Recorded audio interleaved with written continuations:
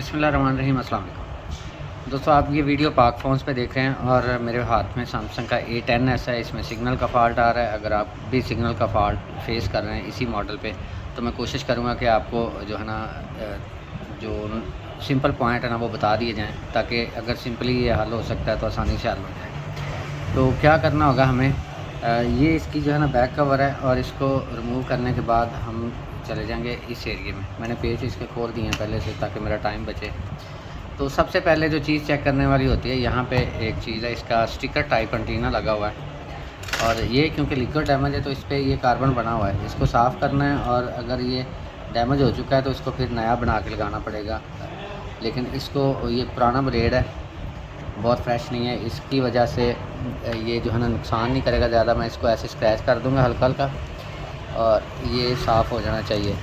अगर ये टच होता है ऊपर वाले पॉइंट से, मैं इस पे टेप लगा के या कोई चीज़ लगा के चेक करूँगा कि कॉपर पे वो नीचे वाला पॉइंट जो है वो टच हो रहा है तो फिर तो ठीक। अदरवाइज़ फिर मैं यहाँ पे कोई जो है ना पीस एक छोटा सा वो काविये से वेल्ड करूँगा।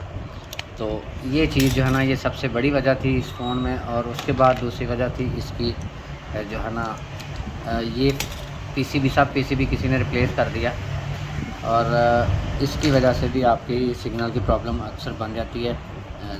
कुछ फ़ोन में यहाँ पे कुछ आईसी लगे होते हैं या कुछ फ़िल्टर लगे होते हैं जिसकी वजह से वो जो कॉपी वाला सब पीसीबी है उस पे नहीं आते, उसकी वजह से आपको सिग्नल की मसला आ जाता है। तीसरी वजह इसकी ये होगी कि ये आपकी फ्लैक्स केबल डैमेज हो जाए,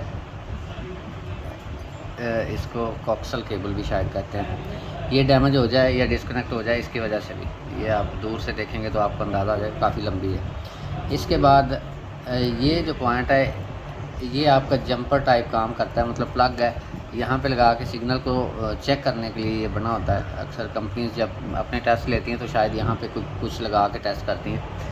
तो इसको भी हम रिमूव करके इसको डायरेक्ट कर देते हैं अक्सर, उसकी वजह से भी ये सिग्नल की प्रॉब्लम ठीक हो जाती है। उसके बाद फिर ये एरिया जो है इसके नीचे इसका सिग्नल प्रोसेसर और पावर एम्पलीफायर दोनों ही लगे होते हैं। कई में 3 आईसी लगे होते हैं, कई में 2 होते हैं। तो ये इसका जो नेटवर्क एरिया है इसमें फ़ॉल्ट होना चाहिए। लेकिन हमारे वाले फ़ोन में जो है ना वो इस एरिए में ही था, ये दोनों पीस में।